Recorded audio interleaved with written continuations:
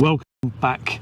If you watched our video last week, you'll see that we gave you some of our backstory for just how poor we were at being able to save and start our journey of early retirement and planning for it. And that was to give you some inspiration. But where did our money come from and how are our finances structured today? Well, we're going to share that with you in this video. If you've been following along on our journey, and we hope you have, you will know that we are in Turkey and we are doing a road trip down the turquoise coast, which is absolutely stunning. Today we have found a beach that we have heard a lot about, we're going to go there. Yeah, and if you're new here, we should tell you we're Neil and Sarah. We're an early retired couple that sold everything we own to travel the world for the next 10 years. Sharing our thoughts on everything retirement, money and travel along the way. We've also had many questions from viewers about what happens after our 10 years of travel. What do we plan to do? And also a lot of questions about geo-arbitrage. Just to let you know, both of those videos are in the planning stages at the moment. That will be along soon. So before we get carried away, let's pick it up from last week.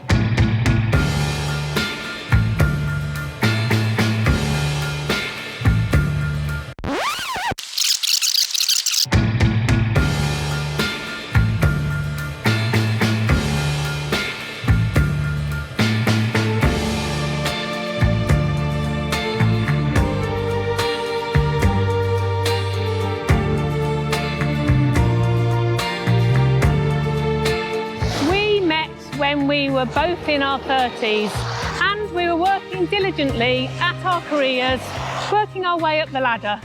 But financially we had nothing to show for it, apart from digging ourselves out of debt. Well, to be honest, digging Neil out of debt. And you know what? This is when I knew that Sarah was a keeper.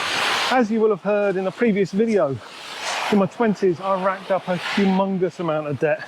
And Sarah wasn't in a great position either due to the impact of high interest rates in the late 80s, early 90s. So were we discussing early retirement back then? Not a bit of it. We were enjoying life, getting to know each other and starting to actually put a plan together to get out of that debt. But even then, over those years, we made a number of terrible financial decisions. Here's one for you. I had a thing for exotic Japanese cars. The thing about it is though, I didn't really like cars anyway, never did.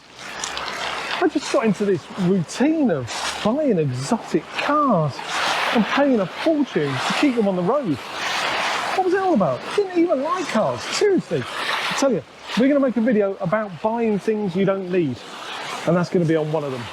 And I developed an interest in Coach handbags, amongst other things. And Neil used to joke with me about what do the handbags do? They cost so much, they must be doing something.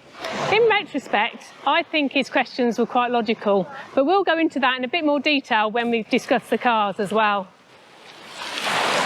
Not only that, because we hated our jobs, we absolutely loved to travel, and when we travelled, we did it in style. Another big mistake, that's really expensive. So you know what we said in the last video, that if we can do this, just about anyone can. We're right, aren't we? At this point in our lives, we and money were like oil and water, and just like oil, it used to just drain through our fingertips. Thing is, we also made a number of stupendously fantastic decisions. First one being making ourselves financially literate. Simple as that. Financial literacy, the most important thing we could ever have done. The second thing is, if you look at a previous video, the one just before this, we talk about property and how as an investment it wasn't right for us. So we decided never to overstretch ourselves on property. And in fact, rather than that, any property we have, make it a home. And we did that perfectly in our last place we lived. We had a watertight plan to tackle that debt and a timescale that we worked diligently towards.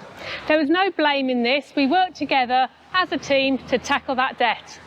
So we found this beach, and we've had it pretty much to ourselves, apart from one moment when a rather young, rather sexy couple appeared on here with some rather erotic clothing and appeared they were here to do a photo shoot. All a little bit awkward until I offered to take a couple of photos for them. They accepted, all awkwardness was gone, tick in the box for me. So we've talked about everything that went wrong, and when it's come to our retirement plan, we probably lost more than a decade. But moving on to more positive things, our wealth building phase. And we were out of debt at this point and we could look forward positively. That's right. So, what did we do?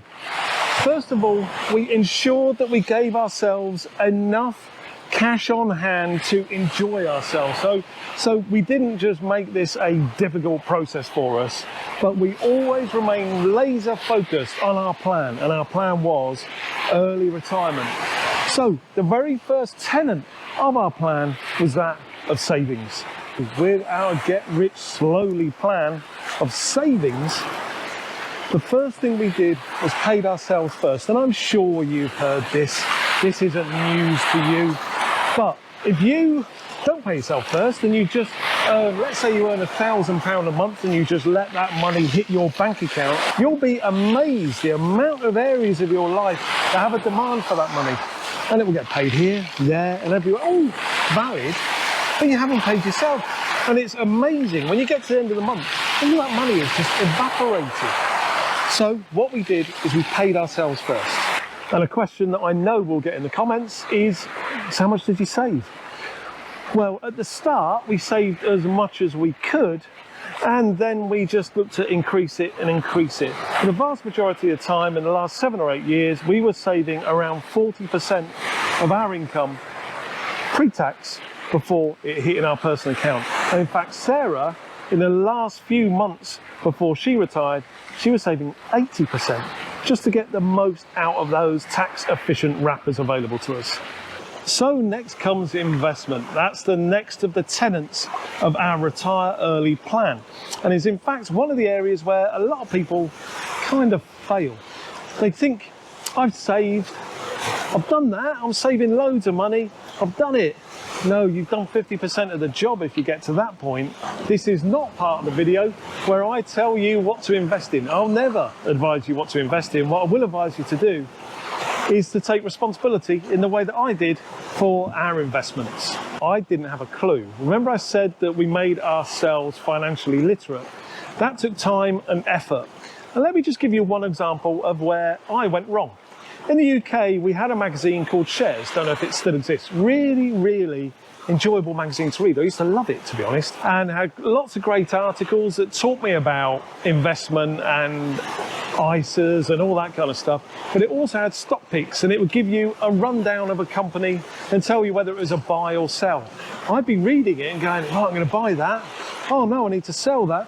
And I would do this, enjoying it, thinking that I was doing something right. But all the time, I kept losing money and I didn't quite know why. And the frustrating thing was, I wasn't looking for a get-rich-quick scheme. I was just looking to basically invest. I just didn't know what I was doing. Let me give you the inside track here. I spent months and years looking at investment and how this is done, making mistake after mistake. If you want the inside track, you buy the book, The Simple Path to Wealth by J.L. Collins.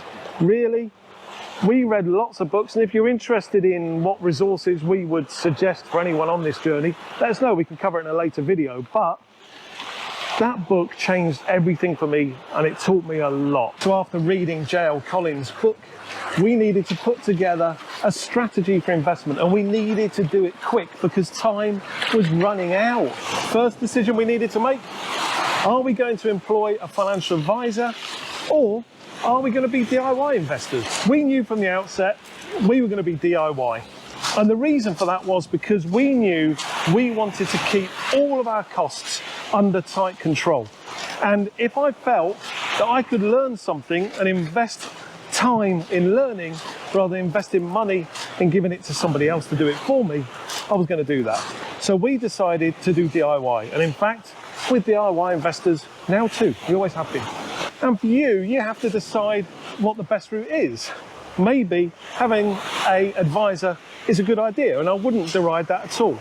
But what I would recommend is if you do work with an advisor, you are intimately aware of the strategy that they put together for you, so that you understand all of the levers that are being pulled, which area you're looking to make money, which area is it an offset against potential loss. Really understand that, Don't just outsource it to an advisor and say, my job is done, because no one cares about your money as much as you do. Next thing we did in this plan is we set out to understand our risk appetite and our risk profile.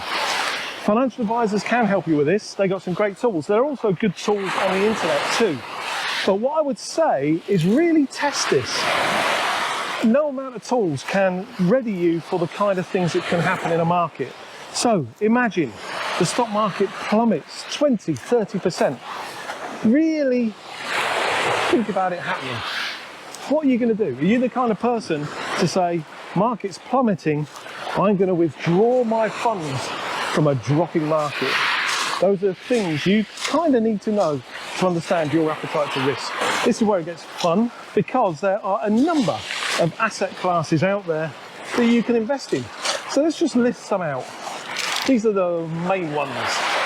Mutual funds, high dividend portfolio, individual stocks, ETFs, low cost index funds, bonds, crypto, NFTs, properties, REITs. It's boggling, isn't it? There's far too much there, far too much for me to think about. So, for me personally, I knew I needed to simplify. So what did I do with that list?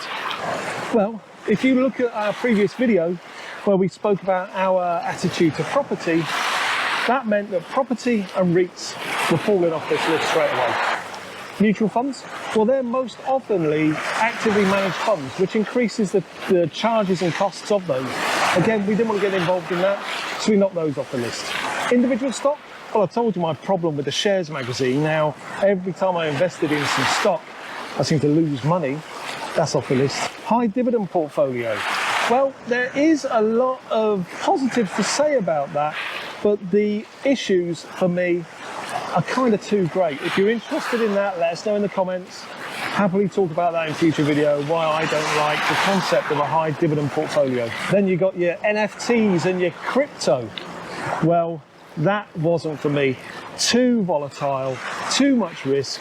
I'll leave that for the youngsters out there. They can do that. But for FOMO, I've invested £1,000 in Bitcoin, and it's now worth 500 quid. Read into that what you will. And that basically leaves us with ETFs, low cost index funds and bonds. And that is the mix that we use to build our financial wealth. Pretty straightforward and pretty simple. So from an educational perspective for me, those are the three areas that I knew I needed to focus upon. For you, well, this is just interesting to hear about, isn't it? This is not advice. You need to understand what you want to do with your strategy for investment. So it's not really that difficult, is it? So, I don't know where Sarah's gone. I think she's probably selling herself somewhere. Let's go find her and get her views before we close this out. So that was a bit of a different video, wasn't it? Well, yeah, it was. And I find this kind of video quite difficult to make because it feels like I'm telling people what to do, and I don't want to tell anyone. That's why I repeatedly say in that video, there's no advice here. But it's where the questions really led us to. And actually, just thinking about it, I did say that at the start of the video that I'll share with you what we do with our investments today. And it hasn't really changed too much from what I just discussed. So we're involved in low cost index funds. We got that bit of Bitcoin I told you about. And that's about it. Apart from that, we keep about 2 to 3 years of our money pretty much in cash in a savings account to keep it out of the market to combat the sequence of return risks that can occur. But yeah, it's not been an easy video for us, but I hope people have taken something from it.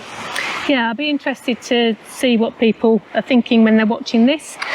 Yeah, I do too. And actually, to that end, let us know in the comments. Let us know, do you have any questions on this? Is there anything else you want us to cover on the whole investment side and retirement side of what we do? We are loving our travels, and we know that we love to share where we are in the world, but we think we can do so much more than that. Share our travels and help people through our own life experiences, help them on the journey. Yeah, do what we're doing. There's, you know, you can see now there's nothing special about either of us. Well, certainly, certainly we are not Sarah. But anyway, you've been watching To Go Rome. We'll see you next time.